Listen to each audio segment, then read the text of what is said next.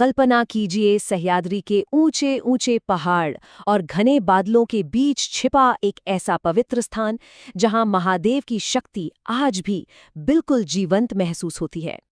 ये जगह जानते हैं सिर्फ एक मंदिर नहीं है, बल्कि ये तो अधर्म पर धर्म की विजय की एक पूरी महागाथा का गवाह है। पर क्या कभी सोचा है कि इस विजय के पीछे की असल कहानी क्या है? तो चलिए आज भगवान शिव के छठे ज्योतिर्लिंग श्री भीमाशंकर की उस रहस्यमयी और चमत्कारी कथा को समझते हैं। तो अपनी इस यात्रा की शुरुआत करते हैं और सबसे पहले ये जानते हैं कि आखिर ये दिव्य स्थान है कहाँ और इसकी खूबसूरती कैसी है। भीमाशंकर ज्योतिर्लिंग महाराष्ट्र के पुणे जिले में भीमाशंकर वाइल्ड लाइफ सैंक्चुरी के ठीक अंदर बसा हुआ है।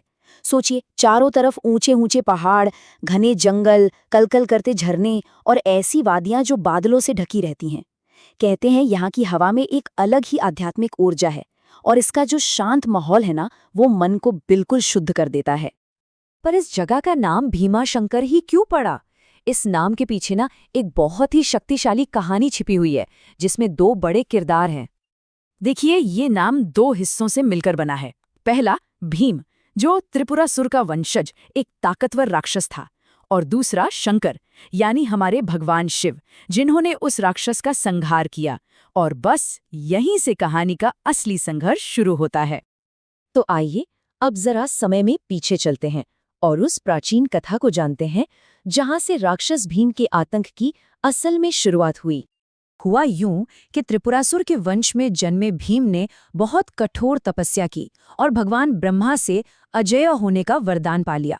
अब वरदान मिलते ही उसका अहंकार तो जैसे 7वें आसमान पर पहुंच गया और उसने चारों तरफ आतंक का राज फैलाना शुरू कर दिया। उसने देवताओं पर हमले किए, ऋषि मुनियों को सताया, जितने भी पवित्र यज्ञ होते थे उन्हें रोक दिया और पूरी धरती पर ऐसा डर फैलाया कि स्वर्गलोक भी कांप उठा। जब भीम का आतंक अपनी सारी हदें पार कर गया ना, तब सारे देवता अपनी आखिरी उम्मीद लेकर महादेव की शरण में पहुंची। हालत ऐसी हो गई थी कि सृष्टि विनाश के कगार पर आ खड़ी हुई थी। इंद्र और बाकी सभी देवताओं ने भगवान शिव से प्रार्थना की कि वो इस महासंकट से उनकी रक्षा करें, क्योंकि अब केवल वही इस विनाश को रोक सकते थे। देवताओं की पुकार सुनकर सह्याद्री के उन्हीं घने जंगलों में खुद भगवान शिव प्रकट हुए और फिर शुरू हुआ एक ऐसा घमासान, एक ऐसा प्रलयंकारी युद्ध जिसकी कोई कल्पना नहीं कर सकता। भीम ने अपनी पूरी मायावी शक्ति से लड़ाई की, लेकिन महादेव के प्रचंड तेज के आगे वो टिक नहीं सका। इस महायुद्ध के बाद दो ऐसी पवित्र चीजों का जन्म हुआ जो आज भी उस दिव्य घटना की गवाही देती हैं। सबसे पहले तो भगवान शिव ने अपने त्रिशूल के एक ही वार से भीम का वध कर दिया। फिर भीम के शरीर से जो भयंकर गर्मी और पीड़ा निकल रही थी, उसे शांत करने के लिए शिव उसी जगह पर एक ज्योतिर्लिंग के रूप में स्थापित हो गए। और यही नहीं, युद्ध के बाद भगवान शिव के शरीर से जो पसीना टपका ना, उससे पवित्र भीमा नदी का जन्म हुआ। ये कहानी सिर्फ एक पौराणिक घटना नहीं है, बल्कि ये हमें अहंकार और भक्ति के बारे में एक बहुत ही गहरा आध्यात्मिक संदेश भी देती है। आपको पता है, भीमाशंकर ज्योतिर्लिंग पूरे भारत में काल सर्प दोष के निवारण के लिए बहुत प्रसिद्ध है। भक्तों का अटूट विश्वास है कि यहाँ पूजा करने से बड़े बड़े रोग ठीक हो जाते हैं, परिवार की बाधाएं दूर होती हैं, दुश्मनों का डर मिटता है और मानसिक तनाव से भी मुक्ति मिलती है।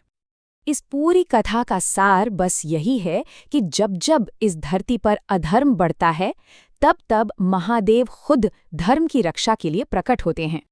और ये कथा हमें एक और बात सिखाती है कि अहंकार चाहे कितना भी बड़ा क्यों न हो, आखिर में उसे शिव की शक्ति के आगे झुकना ही पड़ता है। यही इस ज्योतिर्लिंग का अंतिम और सबसे शक्तिशाली संदेश है।